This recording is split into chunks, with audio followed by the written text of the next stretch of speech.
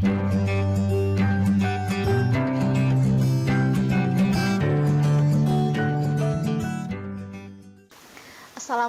warahmatullahi wabarakatuh. Perkenalkan, nama saya Yulisna. Kali ini saya akan menjelaskan mengenai ekonomi mikro. Yang pertama, mengenai konsep dasar ilmu ekonomi. Ekonomi berasal dari bahasa Yunani, yaitu oikonomi, yang terdiri dari kata oikos yang berarti rumah tangga dan nomos yang berarti aturan. Jika ekonomi dalam arti sempit adalah aturan rumah tangga, secara luas, ekonomi mempelajari kegiatan manusia dalam memenuhi kebutuhannya.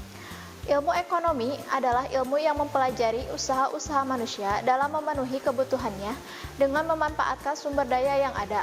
Ekonomi dikatakan sebagai ilmu karena memiliki komponen-komponen ilmu, yaitu teori, fakta, fenomena, dan konsep. Pembagian ilmu ekonomi yang pertama, ekonomi teori. Ekonomi teori merupakan kumpulan asas atau hukum ekonomi yang digunakan sebagai dasar untuk melaksanakan kebijakan ekonomi atau bagian dari ilmu ekonomi yang bertugas menerapkan hubungan antara peristiwa-peristiwa ekonomi dan merumuskan hubungan-hubungan tersebut dalam suatu hukum atau teori ekonomi. Ekonomi teori terbagi menjadi dua. Yang pertama, ekonomi mikro. Ekonomi mikro yaitu ilmu ekonomi yang menganalisis bagian-bagian kecil dari keseluruhan kegiatan perekonomian. Contohnya seperti perilaku konsumen atau produsen, permintaan, penawaran, biaya produk, dan lain-lain. Yang kedua yaitu ekonomi makro, yaitu ilmu ekonomi yang menganalisis perubahan perekonomian rumah tangga, perusahaan, dan pasar secara luas. Contohnya pendapatan nasional, laju inflasi, pengangguran, dan kebijakan moneter.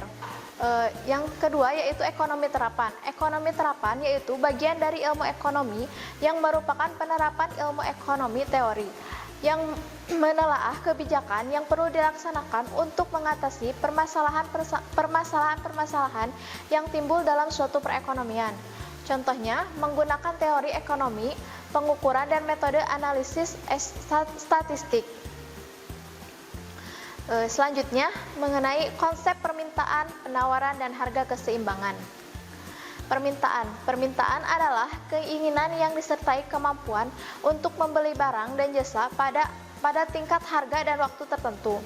Faktor-faktor yang mempengaruhi permintaan, yang pertama, intensitas kebutuhan, yang kedua, selera konsumen, yang ketiga, pendapatan atau daya beli masyarakat, yang keempat, harga barang substitusi dan komplementer, yang kelima, jumlah penduduk, yang keenam, ekspektasi konsumen tentang harga, yang ketujuh, advertising. Nah, untuk kurva permintaannya bisa dilihat di gambar di sini, yaitu kurva permintaan bergerak dari kiri atas ke kanan bawah atau slow negatif. Unsur penyusunan kurva adalah harga atau P yang dilambangkan dengan garis vertikal, jumlah barang atau Q yang dilambangkan dengan garis horizontal, dan garis permintaan yang menghubungkan titik pertemuan harga dan jumlah barang. Selanjutnya yaitu penawaran. Penawaran adalah jumlah barang yang ditawarkan oleh produsen pada tingkatan harga dan waktu tertentu yang dilambangkan dengan S yaitu supply. Mengacu pada hukum penawaran, diketahui bahwa jika harga mengalami peningkatan, maka jumlah barang yang ditawarkan juga akan mengalami peningkatan pada kondisi ceteris paribus. Faktor-faktor yang mempengaruhi penawaran, yang pertama, harga barang itu sendiri, yang kedua, harga barang lain yang terkait, yang ketiga, harga faktor produksi, yang keempat, biaya produksi, yang kelima, teknologi produksi, yang keenam, jumlah pedagang atau penjual, yang ketujuh, tujuan perusahaan, yang kedelapan, kebijakan pemerintah. Selanjutnya kurva penawaran. Untuk kurva penawaran bisa dilihat di gambar. Kurva penawaran bergerak dari kiri bawah ke kanan atas atau slow positif. Adapun unsur penyusunan kurva adalah harga atau P yang dilambangkan dengan garis vertikal, jumlah barang atau Q yang dilambangkan dengan garis horizontal, dan garis penawaran yang menghubungkan titik pertemuan harga dan jumlah barang. Selanjutnya harga keseimbangan. Harga keseimbangan adalah harga di mana baik konsumen maupun produsen sama-sama tidak ingin menambah atau mengurangi jumlah yang dikonsumsi atau dijual. Nah, untuk gambar kurva harga keseimbangannya bisa dilihat di sini. Kurva keseimbangan merupakan pertemuan antara kurva permintaan yang digambarkan dengan warna hitam dan kurva penawaran yang berwarna biru. Selanjutnya mengenai konsep elastisitas dan menghitung elastisitas. Elastisitas atau elasticity yaitu presentase perubahan variabel yang tidak bebas sebagai akibat perubahan variabel yang bebas. Konsep elastisitas yang pertama, elastisitas permintaan. Elastisitas permintaan merupakan adanya sebuah tingkat dalam perubahan terhadap permintaan jasa atau barang yang dihasilkan dari perubahan harga barang atau jasa. Elastisitas silang. Elastisitas silang adalah hubungan antara jumlah barang yang diminta untuk perubahan harga barang lain yang terkait dengan barang tersebut. Hubungan ini bisa menjadi pengganti tetapi juga saling melengkapi. Yang ketiga, elastisitas penawaran, yaitu sebuah tingkat dalam adanya suatu perubahan terhadap pasokan barang dan jasa yang disebabkan oleh perubahan harga barang dan jasa. Untuk mengukur ukuran laju perubahan, angka digunakan sebagai koefisien elastisitas pengiriman.